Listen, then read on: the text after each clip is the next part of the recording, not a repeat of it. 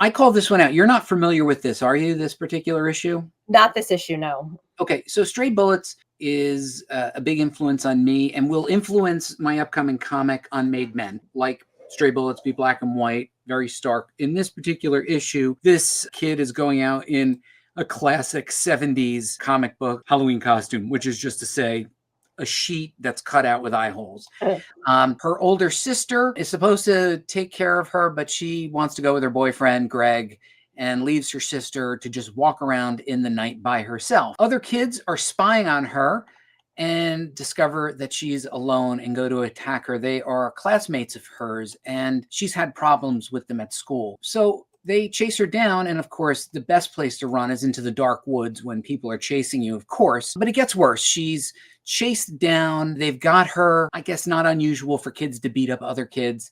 You are a teacher. It happens. Kids are limited in their ability to do damage, but one of them has a weapon. They begin to really beat her badly. The pull-out shot of them beating her with the leaves in the extreme foreground, and then her crawling in pain, and they continue to kick her when she's down. They've got the costumes still on.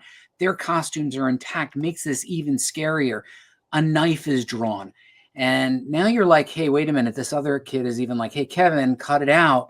He takes the knife and cuts her face. And next page, it doesn't get easier. In fact, they keep beating her to the point where they show he has literally sliced her face open and she is in complete shock. You cut her, man. Look at her expression. That is like, at this point, I'm reading this and I'm like, this is worse than I thought. She gets the scream off. They continue to attack her, even though, you know, they could let her go. She bites the one kid, bites the other kid. Another kid attacks her. They continue to attack her. They take it one step further, and somebody hits her over the head with the rifle. They continue to beat her. The rifle, oh God, let's go, to what I think is one of the most horrifying endings to a comic book on Halloween is this child murdered in the woods. Yeah. And there's no jump scare.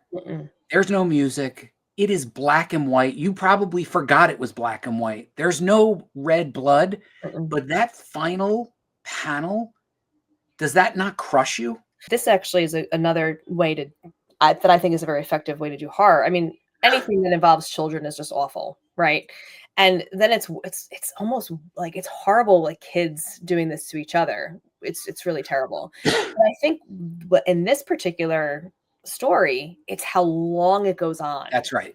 It's the length of this scene. It goes on, and there are breaks in it, and there are stopping points, but then it goes on again. Like, it's the pacing and the length is what makes this work in such a horrifying way. It's also the variations of the shots, I think. Yeah.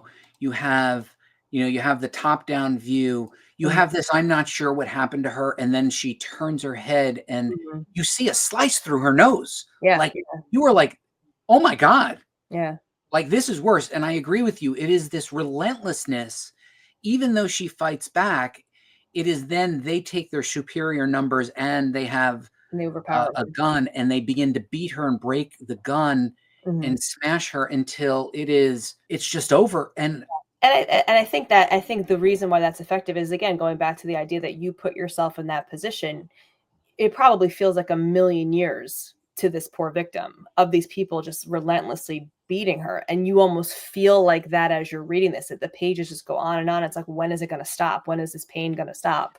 And I think that's what gets you. Okay, this is interesting. The panel being the same exact size makes each scene more intense with a sense of anticipation and inability to intervene. It's well executed. Yeah, that's exactly it. There's no, like, the only page that's a full page is that last one where she's dead.